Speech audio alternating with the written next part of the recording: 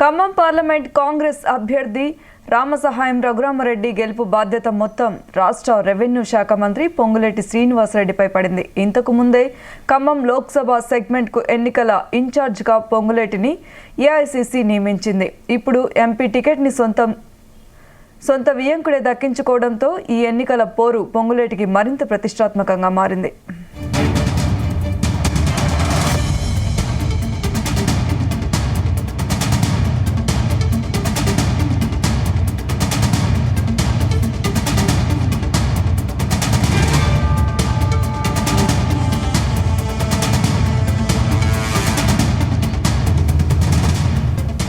ఇదే అంశంపై మరిన్ని డీటెయిల్స్ మా ప్రతినిధి యాకేష్ అందిస్తారు. యాకేష్ చెప్పండి.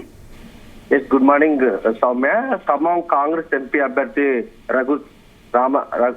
రామసాయం రఘురామరెడ్డి గెలుపు బాధ్యత అంతా పొంగులేటి శ్రీనివాసరెడ్డి మీద పడిందని చెప్పుకోవచ్చు. మంత్రి పొంగులేటి శ్రీనివాసరెడ్డి తన బంధువుడు ఆయన తమ్ముడికి కూడా టికెట్ కావాలంటూ గత కొంతకాలంగా కాంగ్రెస్ అధిష్టానం మీద ఒత్తిడి చేశారు. అయితే చివరి దశలో తన వియంకుడికి రఘురామరెడ్డికి కాంగ్రెస్ పార్టీ ఎంపీ టికెట్ ఇవ్వడం, ఆయన నామినేషన్ వేయడం మొత్తం చకచకా జరిగిపోయాయి. మొత్తం 25వ తారీఖున నామినేషన్ కు చివరి తేదీ అయిన రోజునే కాంగ్రెస్ పార్టీ ఆయనని క్యాండిడేట్ గా డిక్లేర్ చేసి నామినేషన్ కూడా వేయించింది. అయితే ఇప్పుడు రఘురామరెడ్డి గెలుపుకు సంబంధించి పెద్ద ఎత్తున కూడా చర్చ కొనసాగుతుంది. ఖమ్మంలో మంత్రి పొంగులేటికి వియంకుడితో పాటు ఆయనకు బంధువుకు సంబంధించే టికెట్ ఇచ్చిందనేది ఆ కాంగ్రెస్ పార్టీలో చర్చ కొనసాగుతుంది. ఈ నేపథ్యంలోనే ఇటు రఘురామరెడ్డి బాధ్యతలన్నీ కూడా పొంగులేటి మీద పడ్డాయని చెప్పుకోవచ్చు.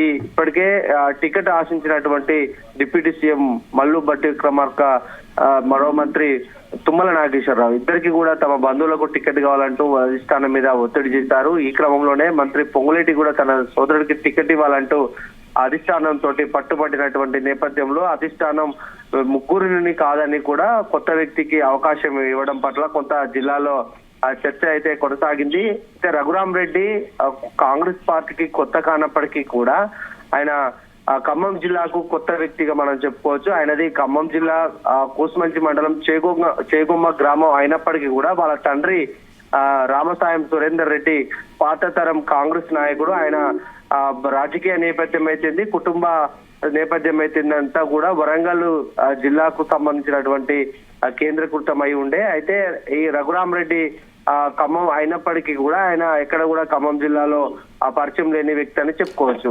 అయితే రఘురామరెడ్డికి ప్రధానంగా ప్లస్ అయ్యే అవకాశాలు తన తండ్రి గతంలో 4 సార్లు డోర్నకల్ నియోజకవర్గానికి ఎమ్మెల్యేగా పనిచేశారు. అనంతరం 4 సార్లు కూడా ఆయన ఎంపీగా పనిచేసినటువంటి అనుభవం ఉంది. అది రఘురామరెడ్డికి కలిసి వచ్చే అంశం. అయితే ప్రస్తుతానికి ఖమ్మంలో కొంత రఘురామరెడ్డి కుటుంబం అయితే అటు సురేందర్ రెడ్డి కుటుంబానికి, ఇద్దరి కుటుంబానికి కూడా ఎలాంటి సంబంధం లేదనిగా కాంగ్రెస్ పార్టీలోని చర్చ నడుస్తుంది.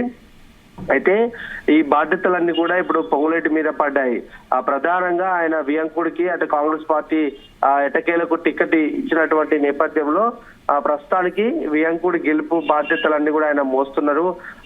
గతంలో ఆయన కూడా కాంగ్రెస్ పార్టీలోకి వచ్చినటువంటి సమయంలో మొత్తం అసెంబ్లీ గేట్లు తాకనివ్వను బీఆర్ఎస్ ఎమ్మెల్యేలకంటూ కూడా పార్టీ మీద శబ్దం చేసి కాంగ్రెస్ లోకి వచ్చారు. ఆ నేపథ్యంలోనే ఆయన మొత్తం అన్ని స్థానాలను కూడా గెలిచినటువంటి సందర్భాన్ని చూసుకున్నాము. అయితే ఎంపీ ఎన్నికల్లో కొంత వ్యతిరేక పవనాలు వీచే అవకాశం కనిపిస్తున్నాయి. 3 మంత్రులకు టికెట్ ఆశించినటువంటి నేపథ్యంలో 2 మంత్రులు అందులో కొంత ఫెయిల్యూర్ అయిపోయారు. అధిష్టానం వాళ్ళని బుజ్జగించి ప్రస్తుతానికి కొంత శాంతింప చేసినప్పటికీ కూడా ఈ ఎంపీ ఎన్నికల్లో వాళ్ళు సహకరిస్తారా లేదా అనేది కూడా కొన్ని ప్రశ్నలు తలెత్తుతున్నాయి.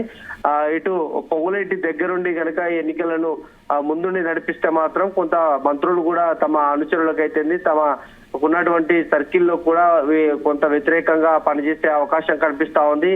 3 మంత్రులను కలుపుకొని పోవాలనేది అధిష్టానం సూచించినప్పటికీ కూడా మిగతా 2 మంత్రులు కూడా ఎట్లా ఉంటారనేది కూడా కొన్ని ప్రశ్నలు తలెత్తుతున్నటువంటి సందర్భం.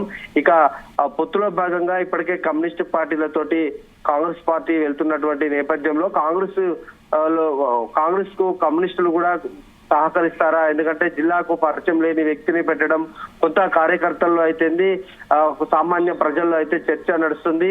ఎందుకంటే కొత్త వ్యక్తులను తీసుకురావడం వల్ల మిగతా అభ్యర్థులకు కొంత ప్లస్ అయ్యే అవకాశం ఉంటుంది కనుక ఇది ఆ పార్టీకి ఎలాంటి నష్టం చేసే అవకాశం ఉందనేది కూడా పార్టీలో కొంత చర్చ అయితే కొనసాగుతుంది. అయితే పొంగులేటికి ఉన్నటువంటి రాజకీయ అనుభవం అయితేంది. గతంలో ఆయన 2014లో వైసీపీ నుంచి ఆయన ఎంపీగా గెలవడం, జిల్లా వ్యాప్తంగా కూడా ఆయన పట్టు సాధించడం, ఒక మంచి రాజకీయంగా మంచి పేరు ఉన్నటువంటి పొంగులేటి శ్రీనివాసరెడ్డి ఇవన్నిటిని ఎట్లా చేసుకుంటూ వస్తాడు, గెలుపుకు సంబంధించి ఎలాంటి అంశాలని ఆయన ప్రభావితం చేసేది మనం చూడాల్సినటువంటి అవసరం.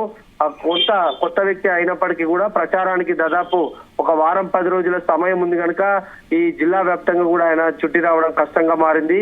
పొంగులేటి అనుచరగణం అయితేంది, ఇతర వర్గాలను కూడా ఆయన కొంత ఈ ఎన్నికకు ఉపయోగించుకునే అవకాశం కనిపిస్తా ఉంది. మొత్తం గెలుపు బాధ్యతలు అన్ని కూడా తానే అంటూ పొంగులేటి అధిష్టానానికి, కాంగ్రెస్ అధిష్టానానికి హామీ ఇచ్చినట్లు చేస్తా ఉంది. కాంగ్రెస్ అధిష్టానం కూడా పూర్తి స్థాయిలో బాధ్యతలన్నీ కూడా ఆయన మీదనే పెట్టాయని సమాచారం ఉంది. అందుకనే అటు మంత్రులని కోఆర్డినేషన్ చేసుకుంటూనే ఇటు కమ్యూనిస్టు పొత్తులో భాగంగా కమ్యూనిస్టు పార్టీలను కూడా అందరినీ కూడా కోఆర్డినేట్ చేసుకొని ముందుకు వెళ్లాలని పొంగులేటి ఆలోచిస్తున్నారు. ఎలాంటి భేషజాలకు వెళ్లకుండా అభ్యర్థి గెలుపు కోసమే ప్రయత్నం చేయాలనేది పొంగులేటి ఆలోచన చేస్తా ఉంది. అందుకు ఆయన గతంలో ఎంపీగా పనిచేసినటువంటి అనుభవం అయితేంది, ప్రస్తుతానికి మంత్రిగా ఉన్నటువంటి అనుభవం అయితేంది, ఇవన్నిటిని కూడా కలగలుపుకొని ముందుకు వెళ్లాలనేది పొంగులేటి ఆలోచన.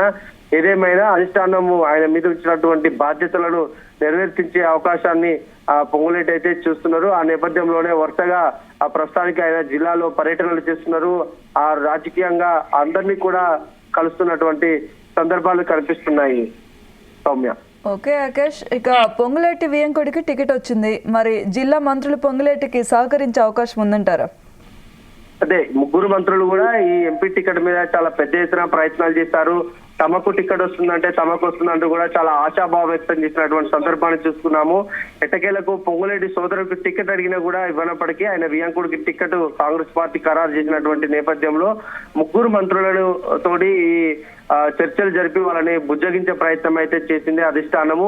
అయితే పొంగులేటి సొంత సోదరుడి కనుక టికెట్ ఇస్తే మాత్రం కొంత రాజకీయంగా ఇంకా వేరే విధంగా అంటే కొంత ఆ పార్టీకి అనుకూలంగా ఉండకపోవచ్చు అనేది రాజకీయ విశ్లేషకులు భావించుకున్నారు. అయితే ఇప్పుడు పాత తరం కాంగ్రెస్ నాయకుడు రామసాయం సురేందర్ రెడ్డితో పాటు ఇప్పుడు ప్రస్తుతానికి రఘురామ్ రెడ్డి కూడా ఖమ్మం జిల్లాలో కొంత సర్కిల్ లేనప్పటికీ కూడా ఆయనకు కాంగ్రెస్ పార్టీ అధిష్టానం ఆశీస్సులు ఉన్నాయి. అటు రాష్ట్ర పార్టీకి సంబంధించినటువంటి నేతల ఆశీస్సులు ఉన్నాయి.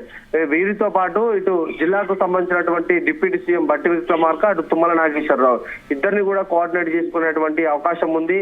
అటు పొంగులేటి కూడా ఆ బాధ్యతలు నిర్వహిస్తూనే అటు మంత్రులకు కూడా కొన్ని బాధ్యతలు అప్పగించే అవకాశం ఉంది. ఎందుకంటే కాంగ్రెస్ పార్టీ కేంద్రంలో అధికారంలోకి రావాలంటే అధికారంలో ఉన్నటువంటి రాష్ట్రాలలో అత్యధిక ఎంపీ స్థానాలు గెలవాలనేది కాంగ్రెస్ పార్టీ ఆలోచన. ఆ నేపథ్యంలోనే తెలంగాణలోనే 14 నుంచి 15 స్థానాలు గెలవాలని ఒక లక్ష్యం పెట్టుకుంది. అందుకే ఖమ్మం లాంటి పట్టున్న లాంటి ప్రాంతాల్లో సీటును కోల్పోకుండా ఇంకా మెజార్టీ పెంచుకునే విధంగా అటు పొంగులేటి గాని ఇతర మంత్రులు కూడా సహకరించే అవకాశం ఉంది. అయితే కొంత ఈ అంశంలో కొంత బట్టి విక్రమార్క మాత్రం కొంత అసంతృప్తితోనే ఉన్నట్లు తెలుస్తా ఉంది. ఇప్పటికే జిల్లాలో తన ప్రాబల్యం కోల్పోతుందన్న ఒక భావనలో ఆయన ఉన్నారు. ఆ నేపథ్యంలోనే ఆయన టికెట్ పొంగులేటికి బంధువులకు సంబంధించి టికెట్ కోసం చాలా అడ్డు తగిలారని తెలుస్తా ఉంది. అయితే బట్టి అనేది ఇప్పుడు కొంత ఆయనకు సవాల్గా మారింది. బట్టిని బుజ్జగించుకొని ఆయనకు ఉన్నటువంటి క్యాడర్ అంతా కూడా కాంగ్రెస్ పార్టీ వైపు వచ్చే విధంగా కూడా వీళ్ళంతా ప్లాన్ చేసుకుంటున్నారు. అందులో భాగంగా అటు నేతలను బుజ్జగిస్తూనే ఇటు కార్యకర్తల్లో ఒక నూతన ఉత్సాహాన్ని నింపేందుకు పొంగులేటి పర్యటనలు కూడా చేస్తున్నారు. Soumya. Okay Akesh, thank you.